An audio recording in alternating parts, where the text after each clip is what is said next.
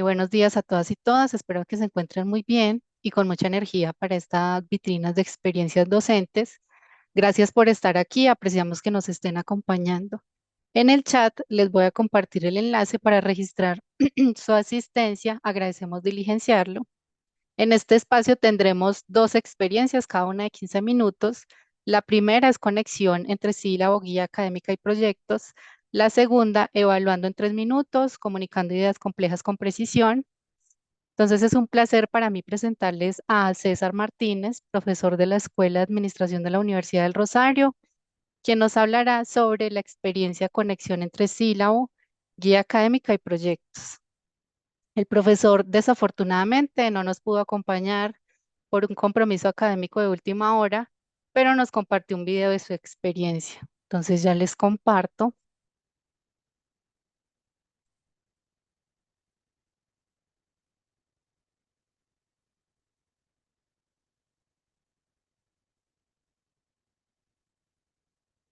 y compartir con audio.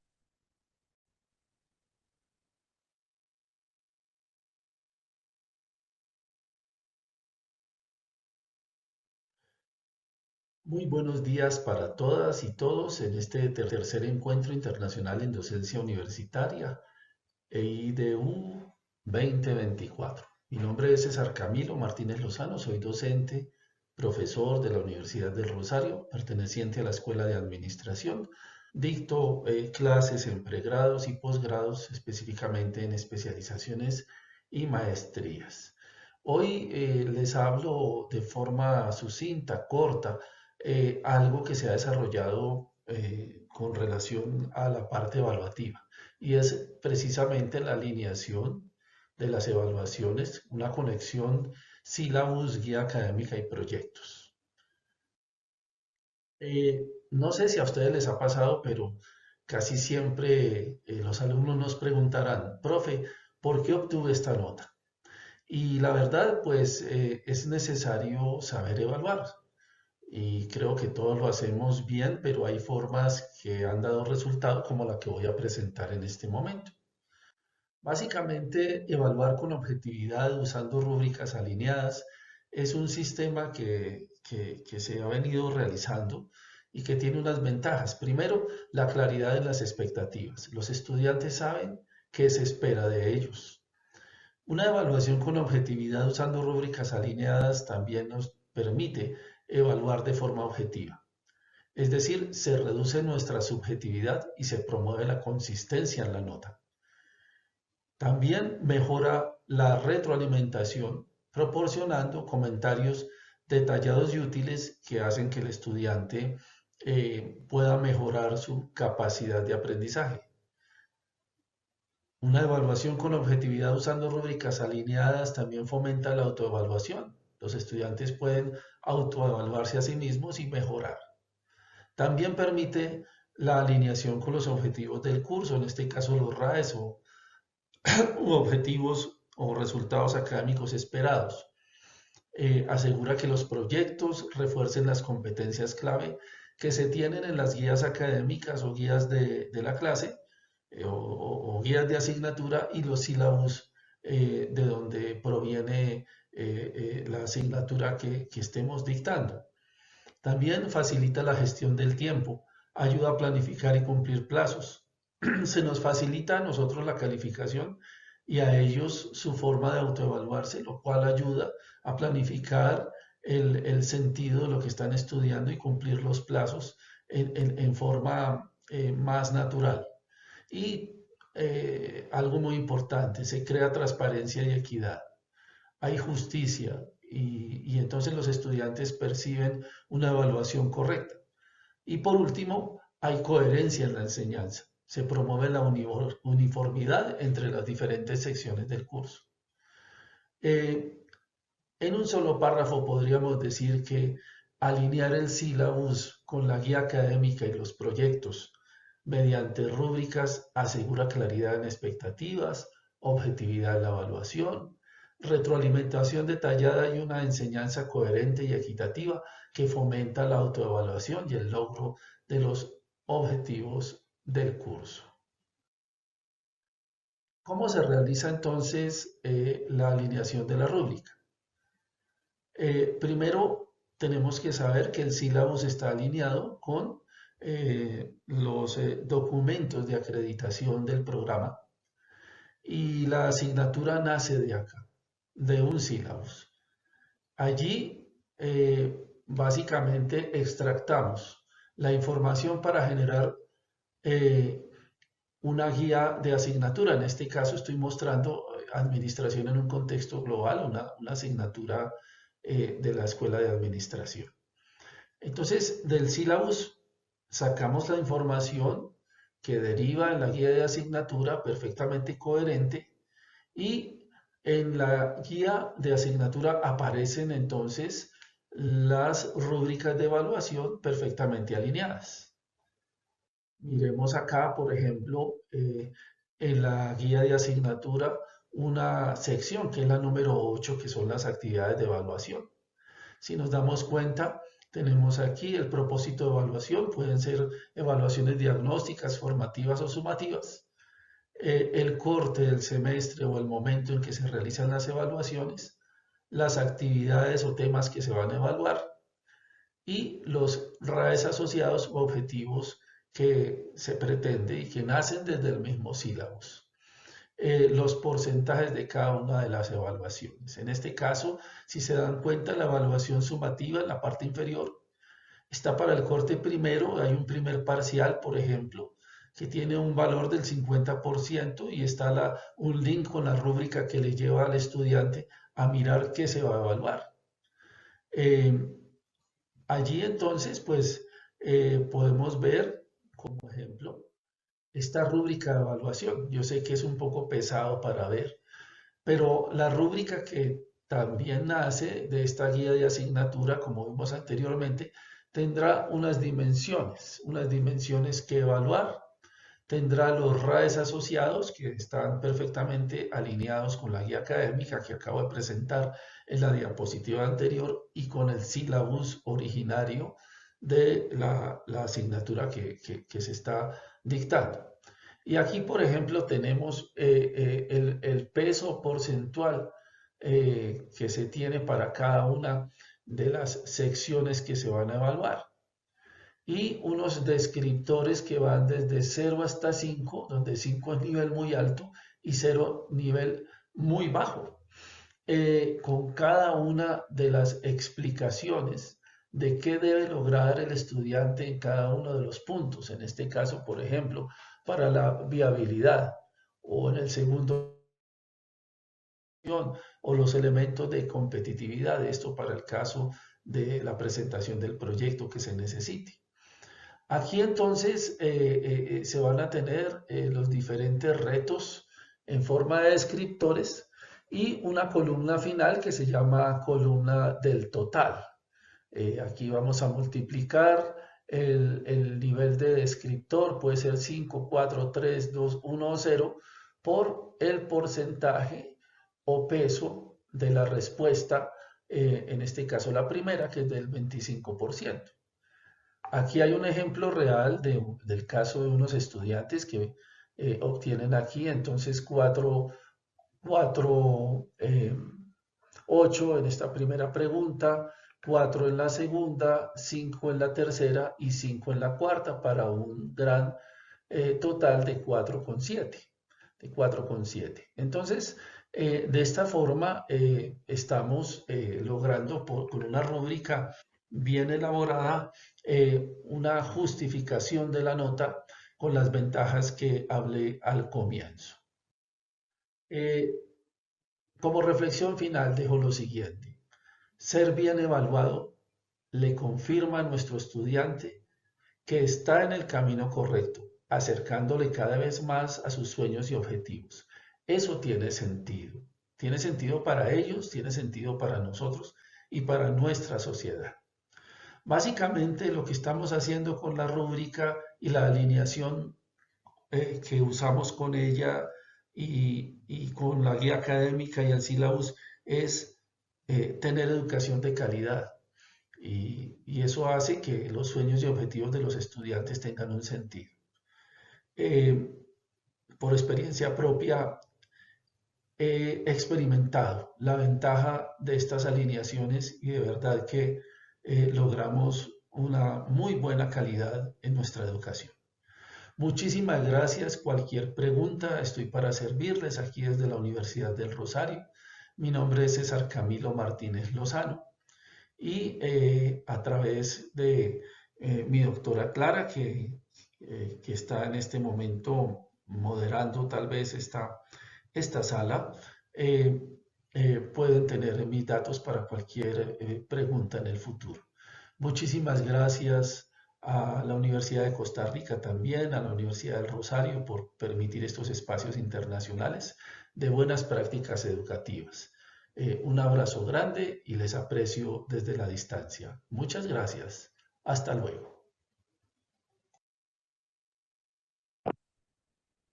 Bueno, le agradecemos al profesor César Martínez por compartirnos esta experiencia a través del video.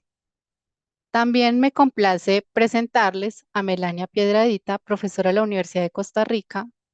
Nos va a hablar sobre la experiencia evaluando en 3 minutos, comunicando ideas complejas con precisión. Les animamos a participar activamente, sacar el mayor provecho posible y compartir sus ideas. Siéntanse en confianza para hacer preguntas finalizando la experiencia. Así que sin más, los dejo con la profesora Melanie.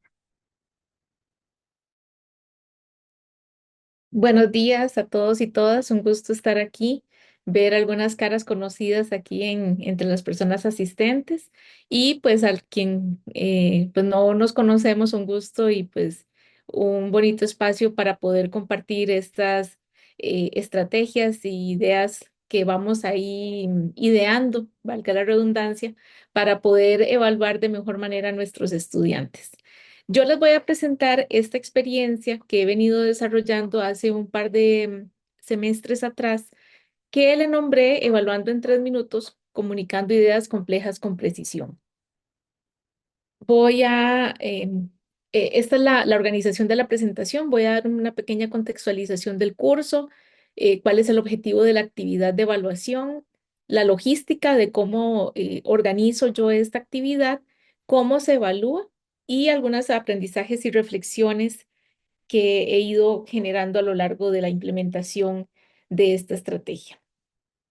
Para contextualizar el curso, este es un curso de la licenciatura en docencia universitaria que tiene el Departamento de Docencia Universitaria. Este curso se llama Taller de Didáctica Específica 2, que el estudiantado lleva hacia el final del programa, donde nos enfocamos en desarrollar un anteproyecto para presentar a la Comisión de Trabajos Finales de Graduación. Entonces trabajamos aquí sus ideas, la vamos desarrollando incluso desde un semestre antes, aterrizando en algunos temas y algunas problemáticas que han ido identificando en su práctica docente. La mayoría de los estudiantes son ya docentes universitarios, aunque hay variedad, ¿verdad? A veces hay personas que no tienen experiencia en docencia universitaria, sin embargo, tienen interés. Pero bueno, sí tenemos la población meta, ¿verdad? Son docentes universitarios que ya están en ejercicio. Y como les decía, aquí escribimos un anteproyecto para el trabajo final de graduación que van a presentar posteriormente.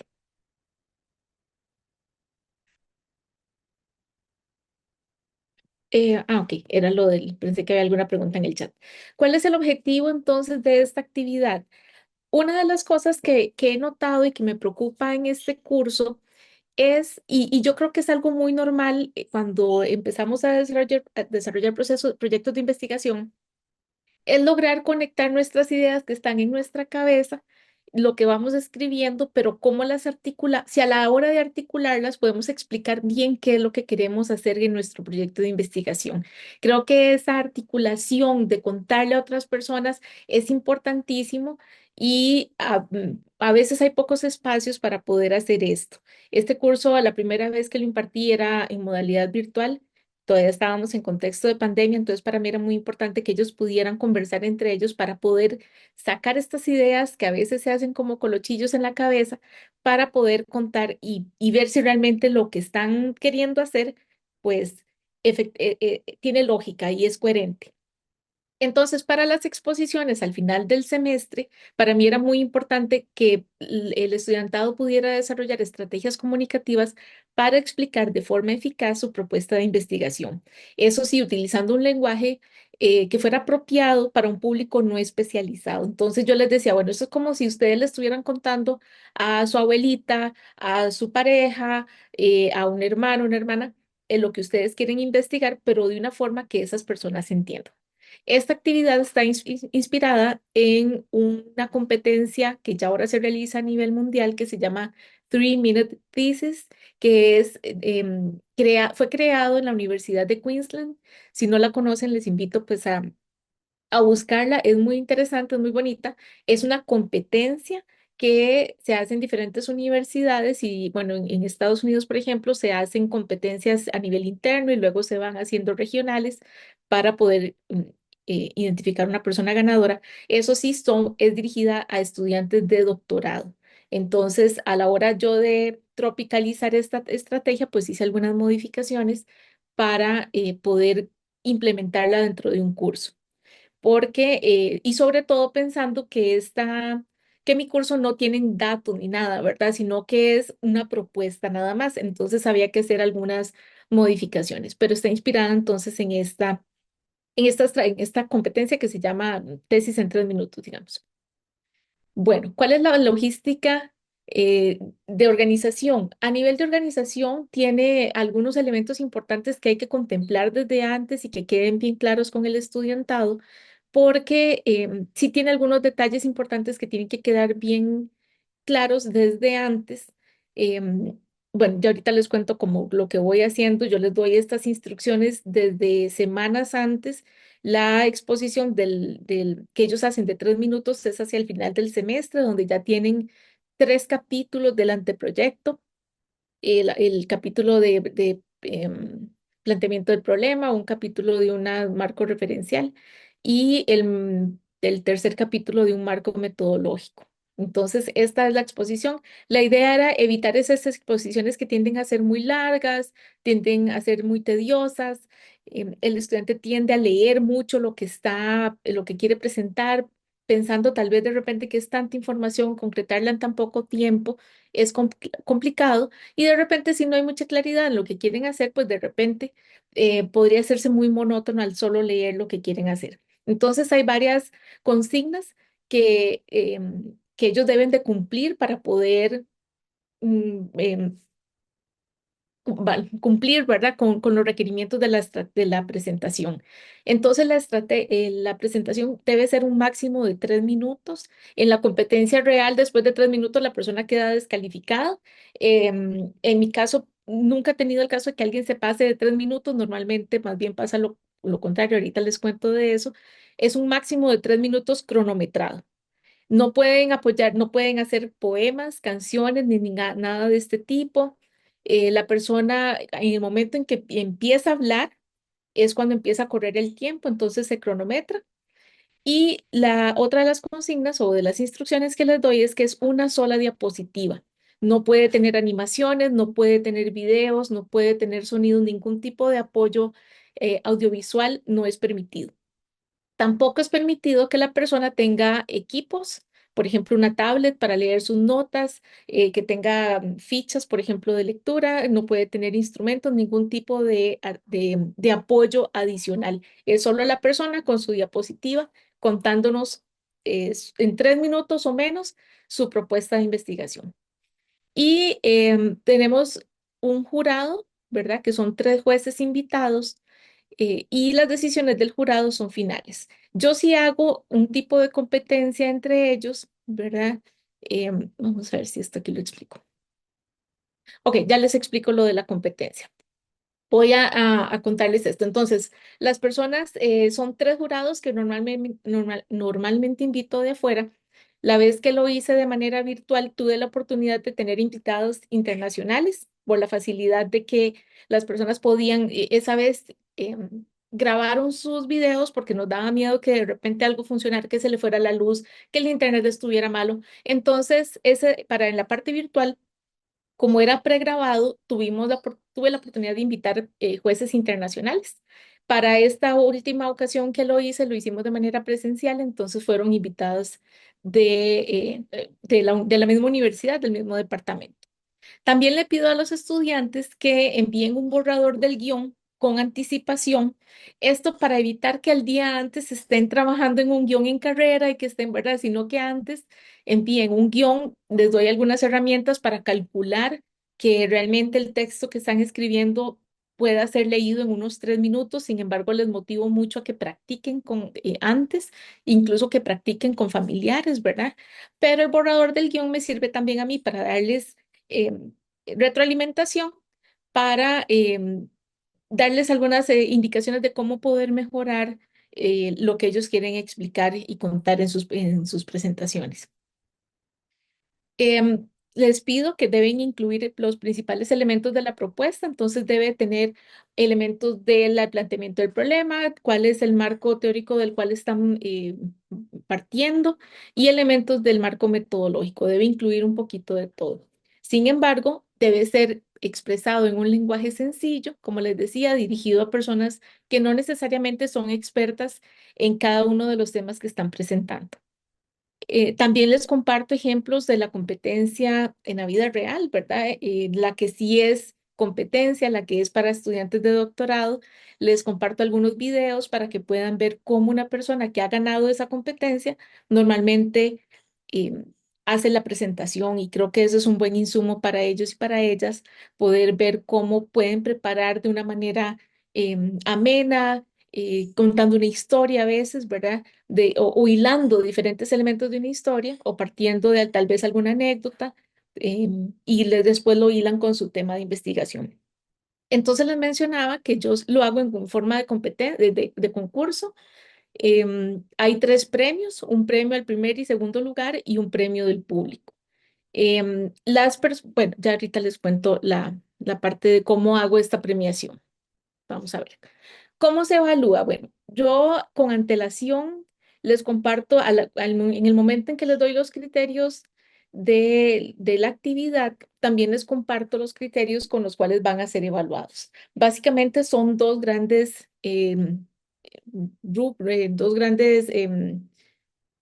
áreas, ¿verdad? Una que es el contenido, donde lo que me interesa es que logren explicar, como les decía, el problema de investigación, cuál es la intencionalidad del estudio, que logren expresar y explicar de manera clara los principales temas, teorías y conceptos relacionados a la investigación, y que se describa el tipo de investigación. Eso a nivel de contenido.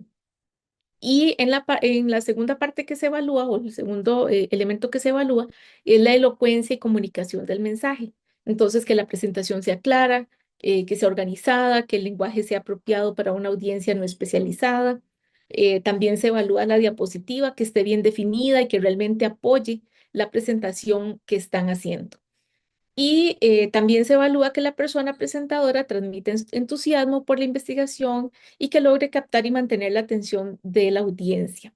Entonces, como les mencionaba, hay 3 jueces que me ayudan a evaluar la competencia. Ellos vienen a la clase, les doy pues todos estos criterios de evaluación en un Excel para que ellos puedan, se puede hacer también como automatizar en algún Google Form o algo, pero lo he hecho usualmente en Excel. Me sirve más fácil para luego copiar las notas y ponerle en un solo documento y hacer la fórmula. Digamos, ya las fórmulas están hechas, entonces nada más meto los datos y ya me tira todo, ¿verdad? Eso sí, los jueces me ayudan a evaluar en el momento de la clase, y de ahí se escoge a la persona ganadora, el primer y segundo lugar.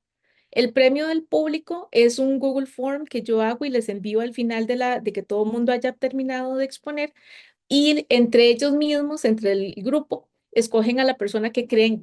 Porque dicen, bueno, ustedes, cada uno considera que hizo el mejor trabajo y cada uno considera que hizo la mejor presentación. Entonces, ¿cuál es la segunda persona que creen que lo hizo mejor que ustedes? Para evitar también de que voten por sí mismos y al final tengamos como esa situación. Entonces, ¿cuál es la persona que creen que después de ustedes lo hizo mejor?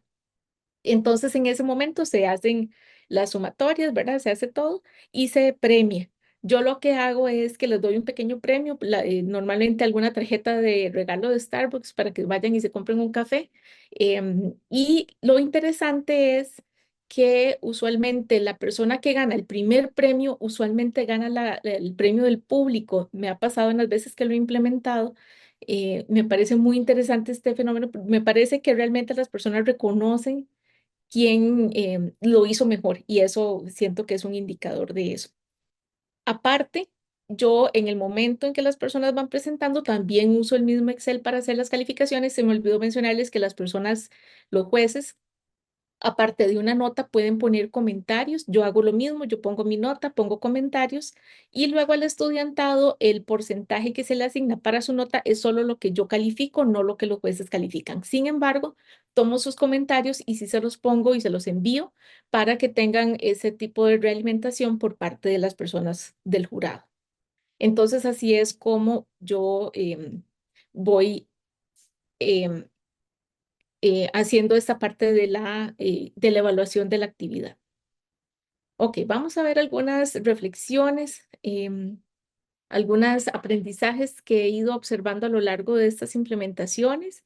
Primero, algo tal vez muy generacional, que no había descubierto hasta el semestre pasado que la utilicé, y es que una diapositiva no significa lo mismo para mí que para los estudiantes más jóvenes. Y eso fue muy gracioso porque yo cuando les dije una diapositiva, imaginaba una diapositiva de PowerPoint común y corriente y todo el mundo iba a entender lo mismo.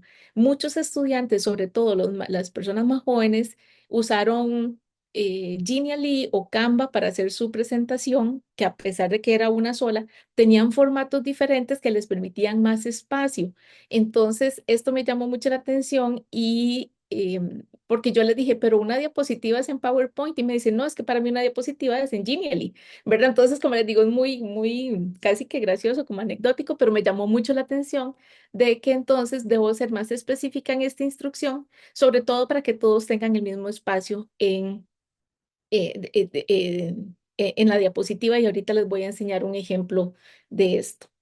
También noté que los estudiantes se preocuparon mucho por el tiempo y entonces esto hizo que algunas personas, no muchas, pero algunas personas hagan presentaciones más bien muy cortas. Entonces tuve un estudiante que duró 1 minuto y 30 segundos, porque él se preocupó tanto por no pasarse de los 3 minutos que más bien hizo una presentación muy corta. Lo observé en un par de, como unos 2, 3 estudiantes, pero ese de 1 minuto 30 fue tal vez el caso más extremo. Usualmente eran 2 minutos y medio, 2 minutos 20. Nadie se animó o no recuerdo ahorita si alguien se animó casi al filo de los 3 minutos, creo que tal vez una o dos personas sí. Entonces, creo que debo ser más específica también y sería importante ser más específica en un rango de tiempo aceptable. 1 minuto 30 de repente es muy poco, más bien. Si ya 3 minutos es poco, 1 minuto 30 tal vez es muy poco para, mucho menos para explicar todo un anteproyecto de una manera concisa, pero bueno. Sí vi que el incentivo de los premios, las tarjetas de regalo, los emocionó mucho. No lo esperaban. Bueno, yo les había mencionado algo, pero creo que cuando lo vieron realmente, y esa vez le agregué una libretita que teníamos ahí del departamento, los emocionó mucho. Realmente creo que fue un incentivo que pequeñito, pero que animó la competencia entre ellos de una manera saludable, siento yo. También observo que bueno, en este caso, la última implementación, todos los jueces eran docentes del departamento. Creo que se debe mantener la idea de poder invitar a otras personas externas para tener variedad que realmente no sean necesariamente expertas en las temáticas. Como les mencionaba ahora, el formato virtual tiene la posibilidad de invitar personas externas, incluso internacionales, entonces tiene esa ventaja. Para la versión presencial, sí creo que es importante variar un poco el jurado. Entonces, eso me queda también de aprendizaje y de tarea para el futuro. Los estudiantes creo que en general mostraron mucha preparación, mucho interés en la estrategia. Hubo algo muy interesante, mucho apoyo entre ellos. Cuando ya yo los llamaba, ¿verdad? Para que vinieran al frente a hacer la presentación, entre ellos, bien, lo puedes hacer bien, vas a ver que todo bien, tranquilo. Cuando terminaba, súper, lo hiciste súper bien, aplaudían, no sé qué, ¿verdad? Entonces, siento que fue un desafío que provocó lo que le llamo un nerviosismo positivo, porque a pesar de que sí les provocaba cierto temor, era un temor muy manejable en un ambiente bastante amigable para ellos, ¿verdad? El ser sus compañeros y compañeras. Daba un poquito de interés la parte del premio, pero siento que no fue el motivador principal, ¿verdad? Entonces siento que hubo como una excitación muy bonita para presentar. Y el apoyo que se dieron entre ellos me gustó mucho, de verdad. No hubo nada así como competitivo. Creo que más bien fue un asunto como de que todos estamos en lo mismo y se apoyaron bastante. Em, Creo que, bueno, una de las ventajas que veo de la estrategia es que fuerza al estudiantado a entender sus propuestas para poder presentarlas con sus propias palabras. Sintetizar un documento bastante extenso, que es un anteproyecto, en 3 minutos es un esfuerzo bastante grande. Entonces siento que los fuerza a leer, a sintetizar, a pensar en esta coherencia que tiene que tener, el hilo conductor que tiene que tener una presentación tan corta de 3 minutos. Entonces, siento que se logra el objetivo principal, que es comunicar estas ideas de una manera clara, de una manera concisa para un público que no necesariamente es experto. Y considero que para mí como docente facilita muchísimo la evaluación de las presentaciones. Yo en el mismo momento lo hago, ¿verdad? Y en 3 minutos ya, por ejemplo, digamos, si el grupo son 15, 20 personas, todas esas presentaciones que normalmente son 10, 15 minutos, 20 minutos, ¿verdad? Que son tan extensas, que son tan monótonas en algún punto, facilita mucho la evaluación y la atención que los estudiantes presentan, que ponen a la hora de hacer las presentaciones. Usualmente dependiendo de la cantidad de estudiantes, los divido en tractos para que haya un pequeño receso. Hay un pequeño, que haya un pequeño receso entre cada grupito de estudiantes, nada más para que se estiren un poquito, no es como que se dispersen mucho. Y también después de que una persona presenta, usualmente el jurado necesita un par de minutos para terminar de poner las calificaciones, de terminar de poner comentarios y mientras tanto la otra persona se va preparando para exponer. Entonces hay unas pequeñas pausas, pero no demasiadas como para que no se dispersen y realmente la actividad sea bastante fluida. Les quería ya para finalizar mostrar algunas de las diapositivas que han presentado. Yo sé que se ven ahí muy chiquititas tal vez, pero por ejemplo, estas tres del lado izquierdo, como pueden ver, son diapositivas tradicionales de PowerPoint, ¿verdad? Que tienen, pues, uno puede escoger el tamaño, ¿verdad? Obviamente sí hay como diferentes formatos. Sin embargo, de las otras que son en formato vertical, son de Genially. Entonces, por ejemplo, vean esta del centro, tiene mucho más espacio, la misma aplicación le daba la posibilidad de ya tener como esta caricatura, ¿verdad? O esta historieta. Entonces, tuvo la posibilidad de tener un poco más de espacio para presentar como más información de manera más detallada. Esta otra persona al lado derecho también pudo tener un poco, de repente pareciera más espacio, la utilizó con menos texto, que tal vez algunas más imágenes más grandes, ¿verdad? Pero no sé, a mí me llamó mucho la atención esto de los formatos. Entonces, bueno, eso sería de mi parte. Les dejo aquí mis datos por cualquier, no sé, consulta, cualquier comentario a futuro. Y pues agradecerles mucho su atención y abrir espacio para alguna pregunta si hubiera.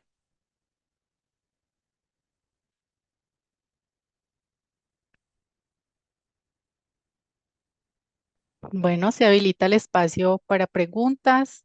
Pueden activar su micrófono o escribirlo en el chat si así lo desean. Profesora Melania, muchas felicidades por su actividad. ¿Por qué solamente una diapositiva? Había visto un formato similar en el que sí se permiten varias diapositivas, obviamente muy ágiles, ¿verdad? Así algunas que pueda usar uno en esos 3 minutos, pero me llama la atención porque sí es un reto difícil, ¿verdad? Que en una sola diapositiva esté como la guía o la información. Sí, esa instrucción o ese lineamiento sí es tomado directamente de la competencia oficial. Creo que hace mucho más retador la propuesta, la presentación, al tener que sintetizar toda la información o representar, incluso no es que tengan que sintetizarla todo en texto, de repente es una imagen que evoca alguna idea del tema. Entonces, quería evitar realmente que se apoyaran mucho en la presentación y entonces por eso decidí hacerlo así. Se les para el pelo cuando les digo, ¿verdad? De Claro, entrada, pero de verdad siento que lo han asumido de una manera bastante positiva en general. Pero sí, es muy, muy retador en sí este formato. Ujú, muchas gracias. con gusto. En el chat tenemos una pregunta, profe Melania. Dice Virginia, muy interesante la propuesta y efectivamente optimiza el tiempo cuando trabajamos con grupos grandes. Sí, exacto. A veces la parte de la presentación es importante, ¿verdad? Como que socializar esos trabajos que han venido generando. La parte de socialización es muy importante, pero tener presentaciones muy extensas no es efectivo, no es interesante, ¿verdad? Entonces esta es una posible solución a eso. Veo una mano levantada, Carla. Continúa la profe Carla. Sí, muchas gracias. Yo tuve la oportunidad de participar en estas actividades con la doctora Melania. Fue una experiencia muy interesante. Máximo que yo hablo mucho. Entonces, en 3 minutos resumir mi trabajo de investigación fue todo un reto.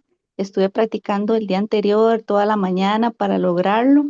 Fue una experiencia muy bonita. En realidad, compartimos varios compañeros y todos hicimos un gran esfuerzo y me parece que esto lo incentiva a uno a mejorar y a ser una persona más sintetizar y decir las ideas claves de lo que uno quiere comunicar. Sí, Carla, de hecho ganó usted el segundo lugar, ¿verdad, Carla? Si no me equivoco. Sí, correcto. Después de un Sí. susto y después de, de la presentación, porque igualmente, como dicen algunos profesores, en una sola diapositiva, mostrar todo lo que uno ha hecho es complicado porque uno siempre tiende a ir más allá. Igualmente, utilicé la técnica como es storytelling para empezar como una pequeña historieta y ya luego retomar con los elementos fundamentales.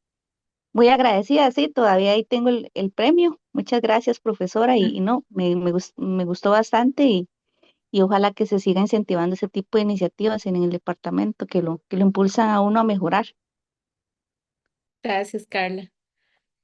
Aquí en el chat una pregunta del Ciana dice, ¿de qué manera se puede conciliar el tema de la precisión científica y la habilidad comunicativa del estudiantado?